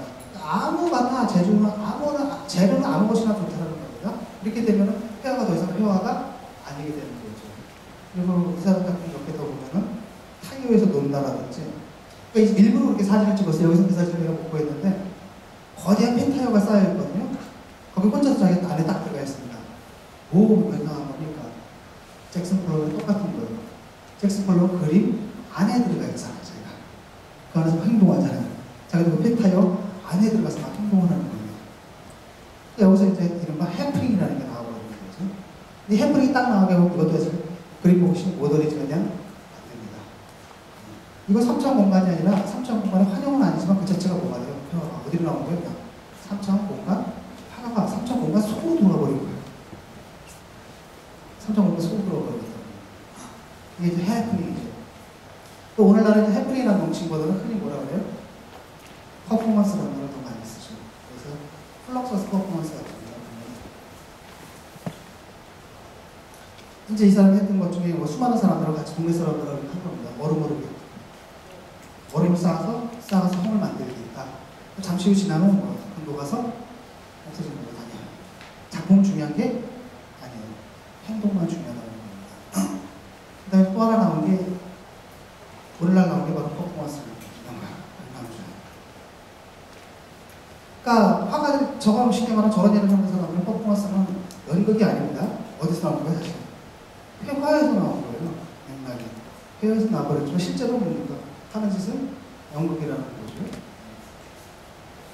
그냥 백남준 이게 뭐냐면은 이게 아마 딴 사람이 써줬는데 일자를 계속 그려라 이런 겁니다. 그러니까 앨런 캐프로하고 플럭서스 퍼포먼스의 차이는 뭐냐면 앨런 캐프로는 굉장히 재밌어요. 스토리텔링이 있고 굉장히 재밌습니다.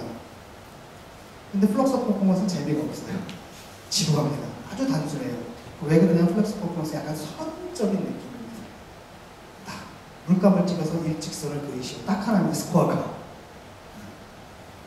근데 앨런 캐프로는 뭔가 뭐 자동차 와서 부딪히고 뭐 이런 게 좀 있거든요. 자동차 사람을 싣고 어디다 버리고 그래서 누구를 또 어디다 갖다 버리고 뭐 이런 게 있는데 굉장히 지루합니다. 그런 느낌이 있지만 백남준 시연을 했죠. 스코어를 그대로 머리에 탁 찍어가지고 바른 장면이고 이거는 백남준의 부인이죠. 그거 다 쉬겠고 버자이너 페인팅입니다. 그러니까 성기에다가 붓을 꽂고 아래다가 도어줍니다. 한다든지 이런 겁니다. 이것도 이제 액션 페인팅이 발전돼서 나온 거라고 할 수가 있겠죠. 그만 존 레논의 부인이죠. 오노 요코가 무대 위에 딱 앉아가지고 그 다음에 관객들이 와서 옷을 끊게 되죠. 가위로 알몸이 될 때까지 끊게끔 하는 겁니다. 약간 페미니스트적인 쉽게 말하면 여성의 신체에 있는 남성의 폭력을 딱 주제화한 거라고 할 수가 있겠죠. 자, 그럼 여기서 또 뭐가 되는 겁니까? 예술이? 회화가 거의 연극이 됐죠. 그래서 모더니스트들의 마지막 반론이 뭐였냐면 1966년인 걸로 알고 있습니다. 1966년에 마이클 프리드라는 사람이 있어요. 마이클 프리드는 이제 누굽니까? 잭슨 폴록의 똘만이에요. 잭슨 폴록은 클레멘트 그린버그의 똘만입니다. 클레멘트 그린버그에 굉장히 영향을 많이 받은 클레멘트 그린버그의 2세라고 할 수 있는데 이 사람은 1960년에 사물성, 예술과 사물성인가 하는 논문을 쓰는데 거기서 연극성 개념을 갖고 나와요. 그래서 경고를 하는 겁니다. 회화가 지금 회화가 더 이상 아니게 된다. 이거는 모더니즘의 위기다. 라고 해서 화가들은 어떻게 되냐면 가능한 한 연극과 거리를 둬야지 성공할 수 있다. 연극성이라는 건 어디서 나오냐면 우리는 좀 전에 봤던 이런 아주 노골적인 연극성 이전에 미니멀리즘에서도 이게 연극성이 나타나요. 미니멀리즘 연극성이 나타나는데 아까 미니멀리스트들이 뭐라고 했습니까? 밟고 가라 그랬죠. 이거. 그러면 그 작품은 그 작품이 완성되면 누가 필요한 거예요? 관객이 필요한 거예요. 이 회화나 조각은 이미 관객이 필요 없는데 그 자체로 완성된 작품이에요. 아까 L자빔 같은 거 있잖아요. 동일한 L자빔을 하나 이렇게 세로 시옷처럼 세워놓고 이렇게 부어놓고 또 하나는 이렇게 놓고 하나 기역처럼 하나 내역처럼 하나 시옷처럼 이렇게 놓잖아요. 동일한 건데 다르거든요. 이렇게 볼 때마다. 그래서 주위를 돌아다니면서 볼 수 있게 하는 거예요. 그럼 뭘 요구하는 거예요? 관객의 신체적인 움직임을 요구하는 거예요. 그런 것도 다 뭐냐? 관객의 참여란 말이죠. 그게 결국은 뭐냐면 무대, 작품, 관객이 있어야 되는 거죠. 왜 연극의 삼도서처럼 그 딱이 돼 있으니까 이미 이제 프리드가 그걸 안 합니다. 마이클 프리드가 이거 회화가 더 이상 회화가 아니다. 뭘 미니멀리즘보다 그대로 연극성을 띠게 된다는 겁니다. 그래서 바로 그거예요. 이제 지금 현대 회화라면 현대 화가들은 이 연극성과 싸워야 된다. 그래서 가장 덜 연극적인 것이 가장 성공한 회화다. 이렇게 얘기를 하게 될 겁니다. 근데 이미 마이클 프리드가 그 얘기를 할 때 이미 늦은 거예요. 왜? 보세요. 지금 이러고 있었거든요. 화가들은 다. 미니멀리즘 하다가 한편으로 미니멀리즘 있죠. 이 사람들은 어디로 가니까 사물로 돼가지고 그 다음에 팝이 있죠. 이것도 더 이상 모더니즘 클레멘트 그린버그를 추상 그걸로 설명이 안 되는 겁니다. 그 다음 한편으로 앨런 캐프로 해프닝하고 퍼포먼스가 있잖아요. 이것도 안 되는 거예요. 설명 안 되는 거예요. 1968년 이후에 클레멘트 그린버그 더 이상 통역을 안 해요. 포기한 겁니다. 왜? 자기가 세운 서사가 이제 끝난 거예요. 더 이상 이제 화가들은 그 사람한테 벗어나가지고 완전히 다른 길로 가고 있었고 그가 원하는 방식, 회화는 회화여야 된다. 회화는 평면적이어야 된다. 그렇게 만드는 작품이라는 건 더 이상 없는 겁니다. 그리고 그 논리는 이미 자기 게임을 다 했잖아요. 그걸 가지고 할 수 있는 게임은 이미 다 한 겁니다. 모든 가능성 다 펼쳐 보인 거거든요. 그러니까 더 이상 할 게 없는 거예요. 그러다 보니까 60년대부터 이미 사람들은 다른 길을 가는 겁니다. 미니멀리즘에서 개념 예술로 한쪽으로는 팝으로 새로운 구상으로 또 한편으로는 카프로처럼 앨런 카프로나 아니면 플럭서스처럼 퍼포먼스로 확 가버립니다.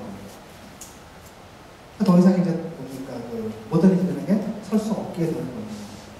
1968년 이후에는 사실 모더니즘은 이제 완벽한 동원을 구하고 그 다음에 그레이브 보건은 더 이상 아무 말도 안 합니다. 거의 얘기를 안 해요.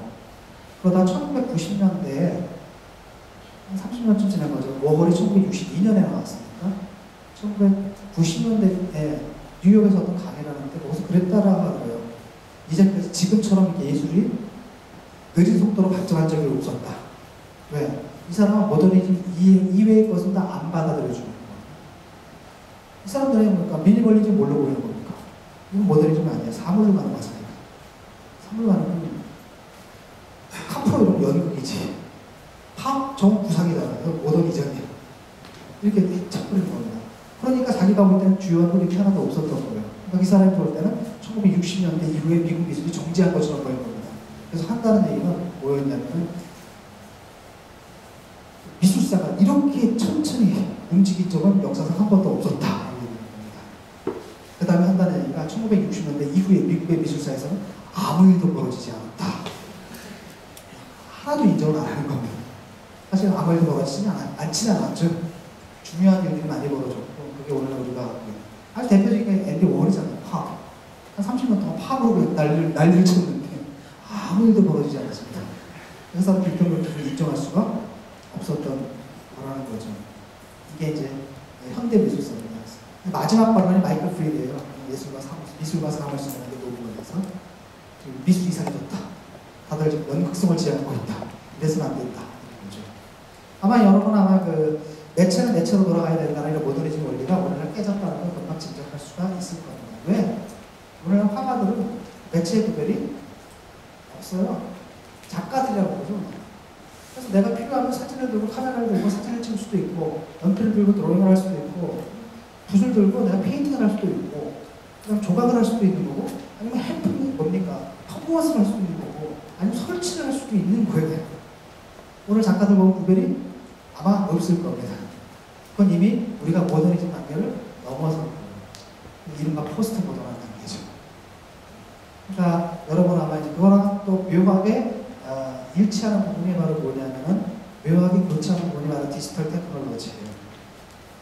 디지털 테크놀로지는 아날로그 매체들의 차이를 몽땅 다 지워버립니다. 모든 걸 정보로 환원시키기 때문에 영과 이로 환원시키잖아요. 여러분 텍스트를 사운드로 전환할 수 있고 사운드를 이미지로 전환할 수도 있고 이미지를 또 다시 텍스트로 전환할 수도 있습니다. 그렇죠. 가능하다는 거죠. 생각해보면 여러분 컴퓨터로 지금 뭘 합니까? 메일 쓰죠. 편지 쓰죠. 그렇죠. 그다음에 문서 작성하죠.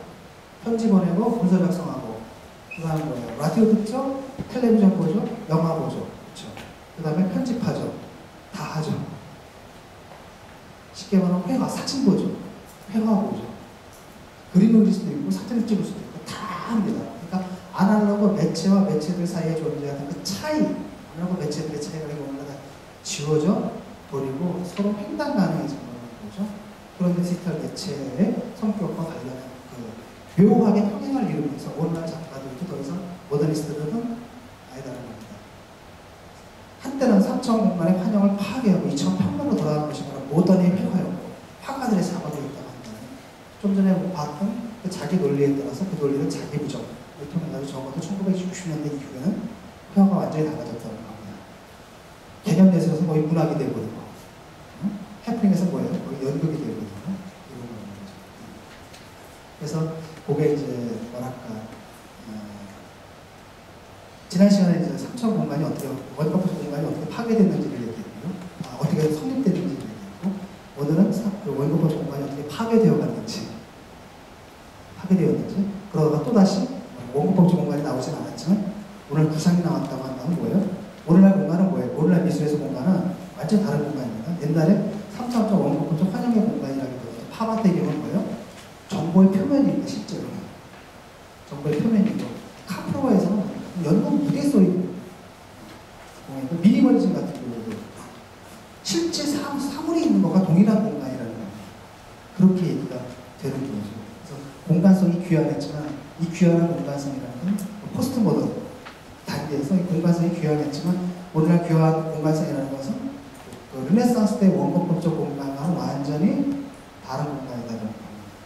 팝아트에서 보는 여러분들 공간은 3차원 공간이 아니라 2차원 평면입니다. 사실은 정보 정보예요. 시각적 정보입니다. 앨런 캐프로는 뭡니까? 미니멀리즘에서는 뭐예요?